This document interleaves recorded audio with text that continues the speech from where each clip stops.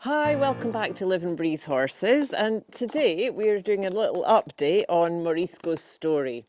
So Morisco's main thing we're working on now is expression. When he was younger and he was a stallion, and I was going through a bit of a tricky time in life, so we had a lot of conflict about things, didn't we, Morisco? And I insisted on having to do things like this and it has to be like that. I was not as flexible as I should be about what we were doing. So now in his work, my most important thing is his expression. So even if I'm doing whatever exercise and it's maybe not that totally correct, but I will reward for a change in expression, for a nice soft expression. So it's just a good one to keep in mind that depending on what you're doing and your horse and where you're at, what are you rewarding for? You know, maybe if you have a very laid back horse and then suddenly you get a nice bit of energy, you're always going to reward on that, even if other things are not quite how they would be. Or a horse that's very anxious, you know, so if they relax, even if the exercise isn't perfect, you might reward on that. So with us, we're working very much on getting a good expression.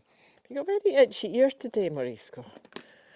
So that's what we and it is so important to remember always to watch your horse's expression and feel what's going on with them, you know, and try to understand where they're at and then respond appropriately to that, because they are always telling us how they're feeling and what's going on. So and it's so important to notice that and also believe them. You know, that if they look concerned and worried, they're not just being awkward or being silly, because they never do that. You know, it's that thing of the horse only ever does two things, which is what they think we want or what they have to do to defend themselves.